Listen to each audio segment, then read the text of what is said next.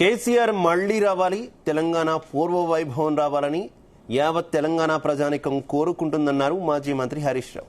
కేసీఆర్ హయాంలోనే దుక్కి దున్నే సమయానికి రైతు బంధు వేయడం జరిగిందని తెలిపారు. కాంగ్రెస్ పాలనలో అంతా సగం సగం పనులే జరుగుతున్నాయని విమర్శించారు. పథకాల అమలుకు నిధులు లేవని, ఇప్పుడేమో అందాల పోటీలు నిర్వహించడం ఏంటని ప్రభుత్వాన్ని ప్రశ్నించారు. సిద్దిపేట జిల్లా నంగునూరు మండలం నాగరాజుపల్లి గ్రామంలో శ్రీ రేణుక ఎల్లమ్మ వార్షికోత్సవంలో హరీష్ రావు పాల్గొన్నారు. ఉన్నారు రుణమాఫీ సగం మందికి కూడా కాలే. వానకాలం రైతు బంధు రామ్ యాసంగి రైతు బంధు ఓ పావుల మందం పడ్డది, బారణ మందం ఎగ్గొట్టేది. ఏది కూడా చక్కగా లేని సంసారం అయిపోయింది. కేసీఆర్ ఉంటే మనకు ధీమా ఉండే, మనకు ధైర్యం ఉండే, ఖచ్చితంగా మాట అంటే మాట మీద నడుతుందని ఉండే.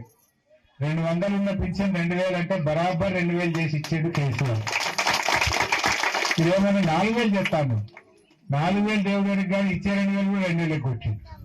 నడిమిట 2000 పోయింది. బిల్లులవి కానీ ముసలి కానీ పాపం ఒంటరి మహిళలకి కూడా మధ్యలో 2000 ఎగ్గొట్టింది. ఇంకో దిక్కు అందాల బామల పోటీలు పెట్టిండు.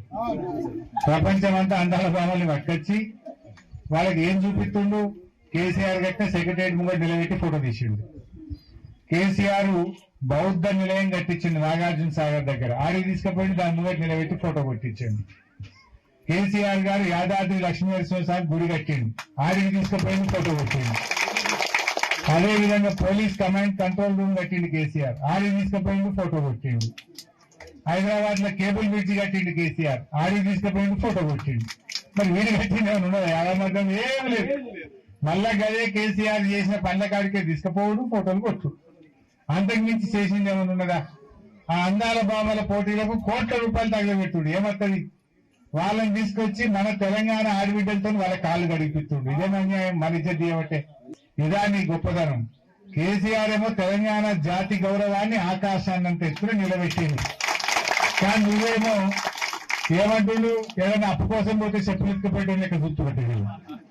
నీ పంటనకి అట్లున్నది, నీ పంటనకి అట్లున్నది, నీ రీతి వాటం అట్లున్నది కనుక నేను చెప్పులు ఎత్తుకుపోయడం లెక్క చూస్తుడు. ఆయనే చెప్పుకుంటుండు ఇంకా సిగ్గు లేకుండా.